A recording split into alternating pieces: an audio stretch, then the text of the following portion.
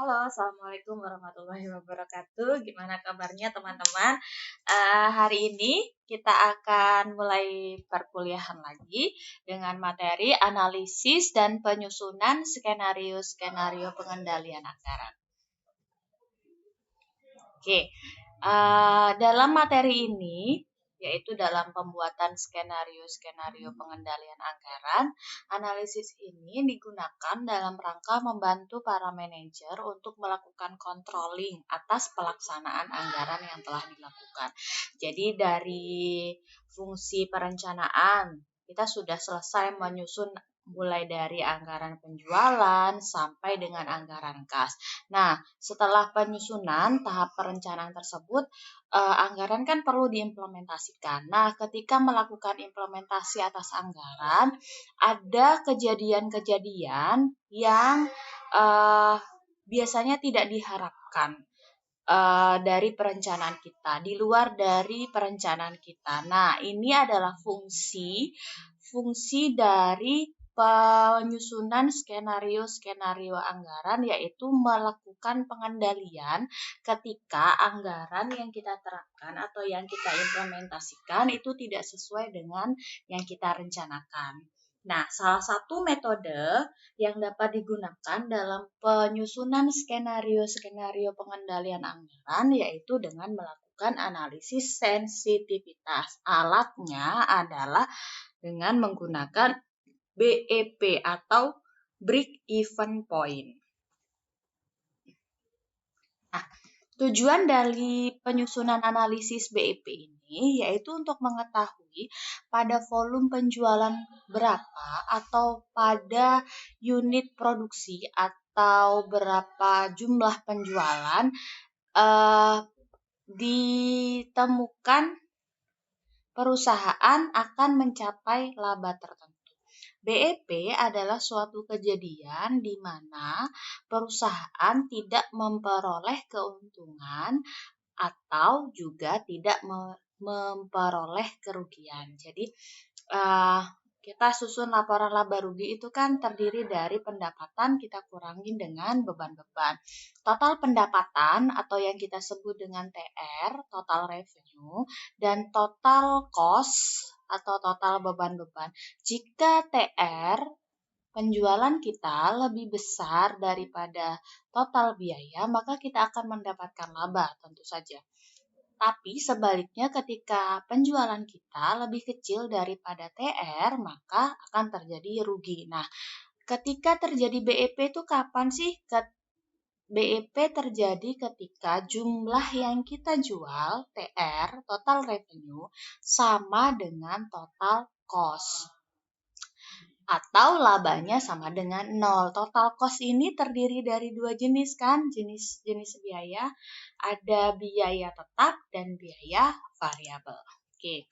Yang selanjutnya, analisis BEP ini akan dapat kita lakukan jika beberapa asumsi ini terpenuhi. Yang pertama adalah semua biaya dapat diperkirakan secara tepat pada berbagai tingkat kegiatan. Jadi semua biayanya dapat kita perkirakan.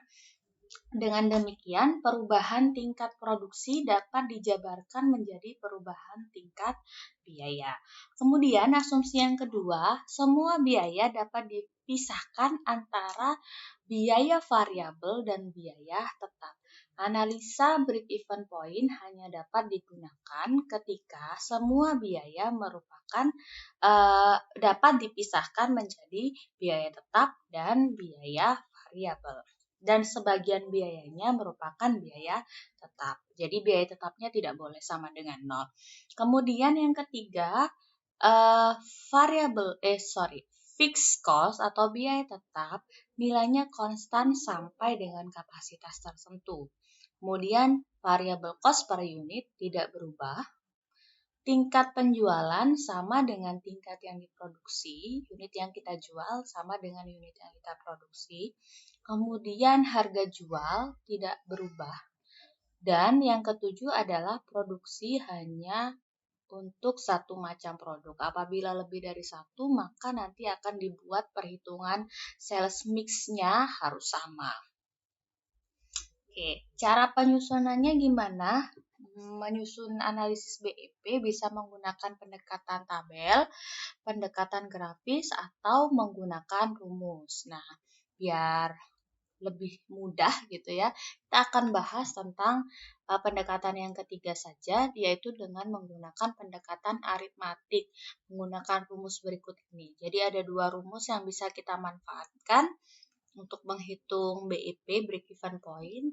Break even point dalam rupiah, dalam kesatuan mata uang secara total, sama dengan TFC, total fixed cost, biaya tetap, dibagi dengan 1 min TVC, total variable cost, dibagi dengan TR, total revenue. Atau rumus yang kedua bisa juga kita gunakan BEP dalam bentuk unit sama dengan total fixed cost, total biaya tetap dibagi dengan P. P itu harga jual per unit dikurangi dengan variable cost per unit.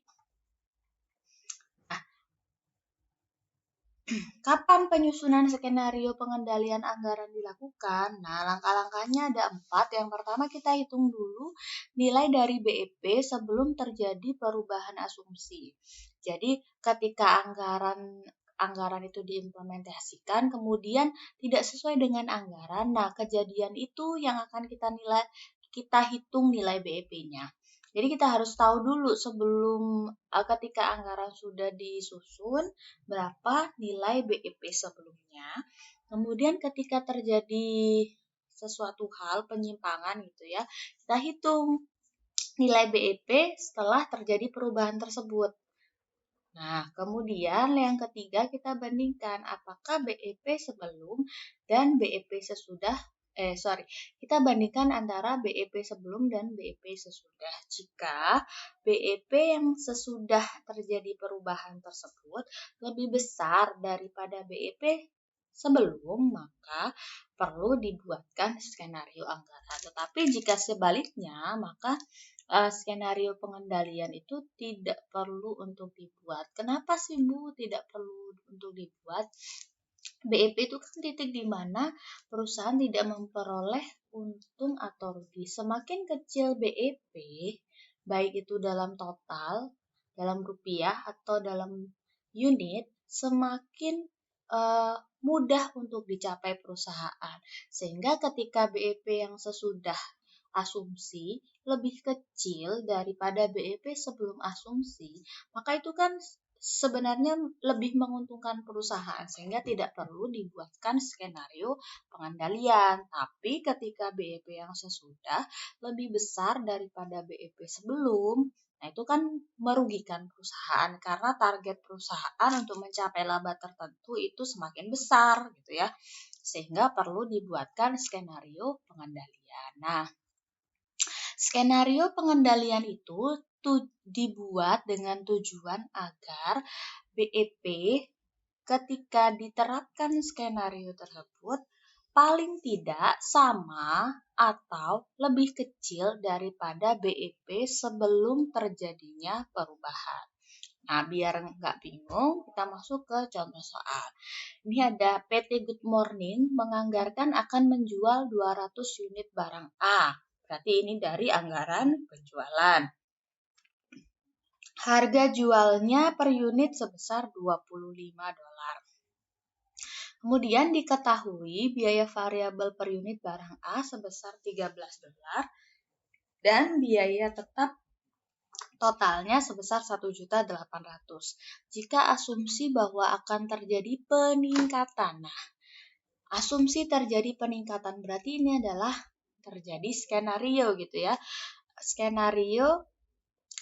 Terjadi perubahan atas asumsi. Jika asumsi akan terjadi peningkatan biaya variabel sebesar 10%, maka buatlah minimal 2 skenario pengendalian yang dapat dilakukan. Oke, kita masuk ke 4 langkah yang tadi. Langkah pertama, kita hitung nilai BEP sebelum terjadinya asumsi. Dengan informasi bahwa dia akan menjual 200.000 unit barang A, harganya 25, kemudian VC-nya sebesar 13 dan VC-nya 13, harganya 25, kemudian biaya tetapnya 1.800.000. Biar gampang kita manfaatkan rumus yang kedua saja, BEP dalam bentuk unit, TFC dibagi dengan P min VC. Ini informasinya sudah ada semua di sini. 1.800.000 TFC-nya, biaya tetapnya, kemudian harga per unitnya 25, dan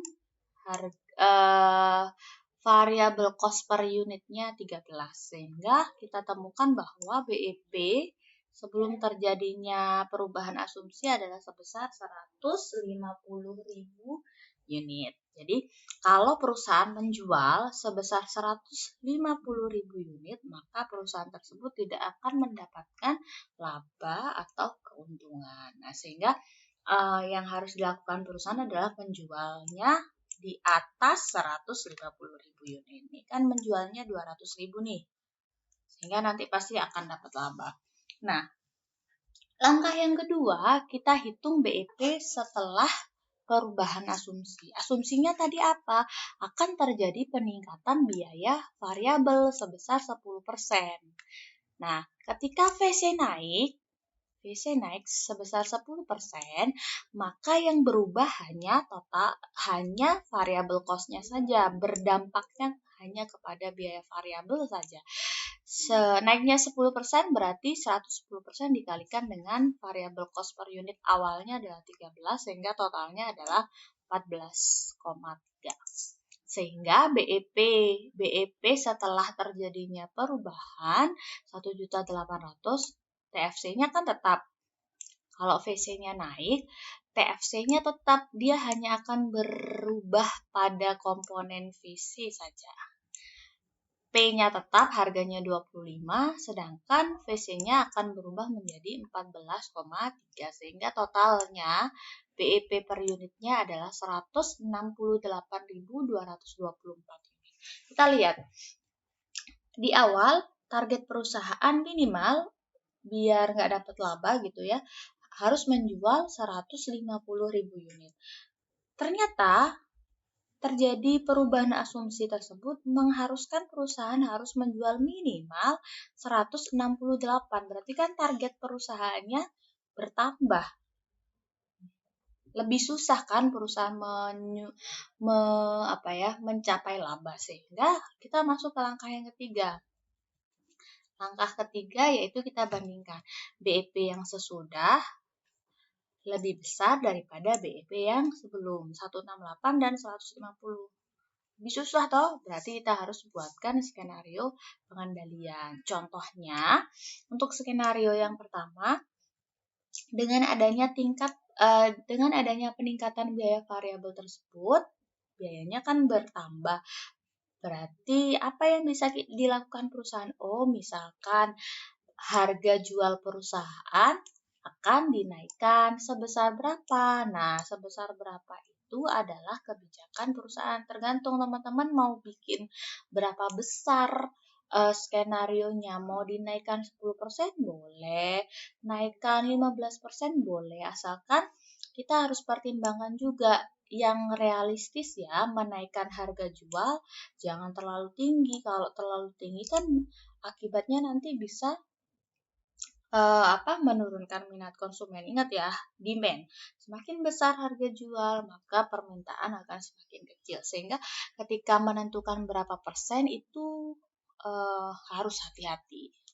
Harus realistis gitu ya. Misalkan saya akan menaikkan harga jual sebesar 7%. Nah, harga jualnya kan tadi awalnya 25, saya naikkan 7%, berarti sekarang jadinya 26,75. Dengan skenario ini, apakah nanti akan dapat menurunkan BEP? Kita hitung. Kenaikan harga jual akan berakibat pada nilai P saja. TFC-nya akan tetap 1.800.000, P-nya menjadi 26,75, kemudian VC-nya itu adalah mengikuti VC setelah terjadi perubahan asumsi yang tadi 14,3, sehingga BEP per unitnya menjadi 145.161. Tadi awalnya berapa? Awalnya 150.000.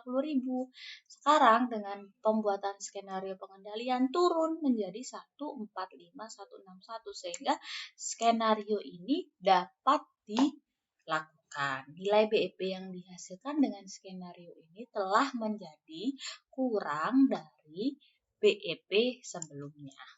Dapat dilakukan. Bu, kalau nanti saya misalkan menaikkan harga produk sebesar 5% aja, bisa nggak BEP per unitnya? Ya dihitung nanti. Skenario dapat dilakukan jika nilai BEP-nya sama dengan atau kurang dari BEP awal. Nah, batasnya adalah 150.000. Semakin kecil, semakin bagus. Gitu ya. Nah, untuk skenario yang kedua, silahkan teman-teman buatkan saja bagaimana cara untuk membuat agar BEP yang awalnya 168 menjadi balik lagi ke minimal 150 atau lebih kecil. Sampai di sini, adakah yang mau ditanyakan? Saya akhiri. Terima kasih atas perhatiannya. Assalamualaikum warahmatullahi wabarakatuh. Jangan lupa subscribe ya.